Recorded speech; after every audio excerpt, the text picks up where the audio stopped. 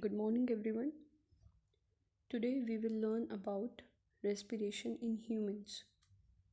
The main organs of the respiratory system are nostrils, nasal cavity, pharynx, larynx, trachea, bronchi, bronchioles, lungs, and diaphragm.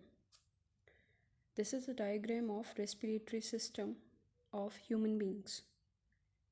You can see from the first part is nose, after that pharynx, larynx, trachea. The another name of trachea is windpipe. Then in the chest cavity, trachea gets bifurcate and gets attached to left lung and the right lung. So these all are the main organs of the respiratory system. As you all know, air enters through the nostrils. The two holes present in the nose are known as nostrils. The hairs and mucus trap the dust particles. It then passes through the pharynx, larynx, trachea, bronchi, and enters the lungs. The trachea has rings of cartilage which prevent it from collapsing when there is no air in the trachea. The bronchi gets divided into smaller and smaller tubes called bronchioles, which ends in balloon-like structure called alveoli.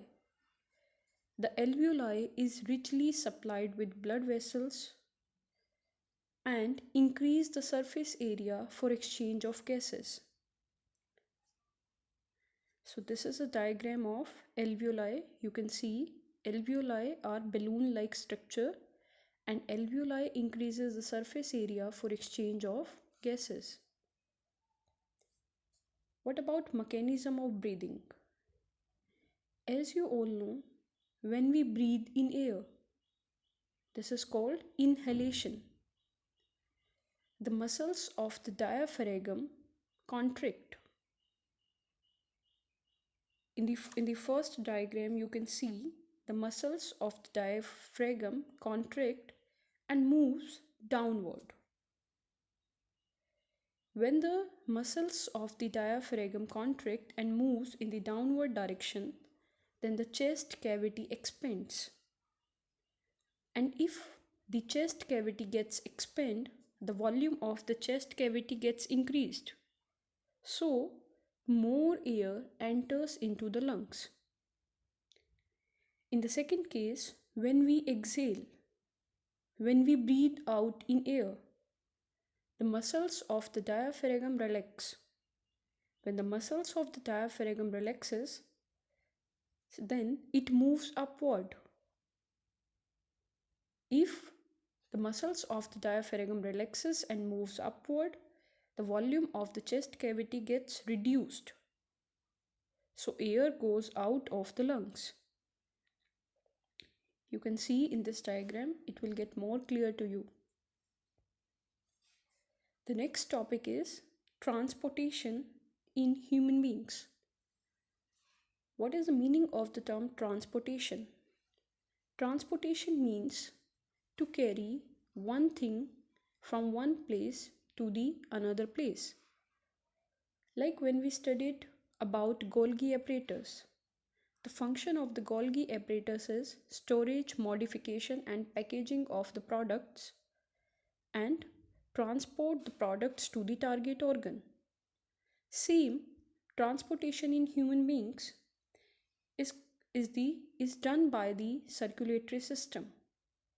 So circulatory system in human beings is consist of blood, human heart, network of tubes.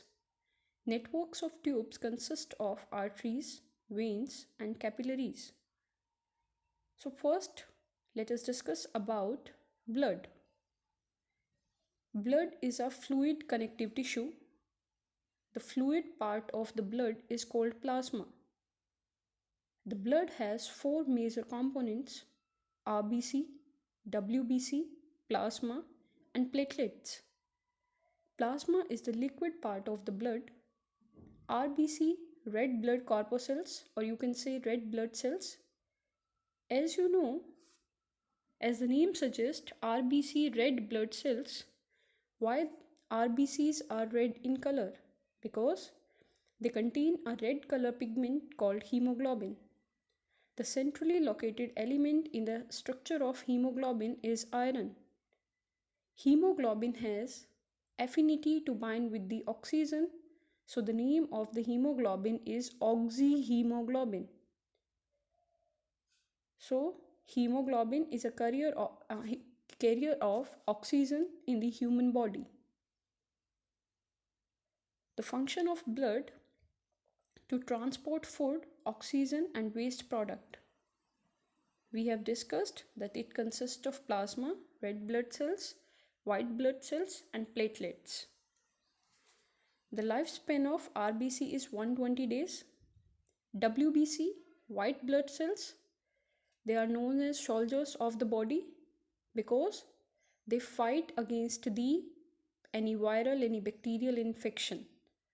Platelets, platelets help in the clotting of blood. Platelets contain 13 clotting factors. After that, arteries. Arteries carry oxygenated blood from the heart to all parts of the body.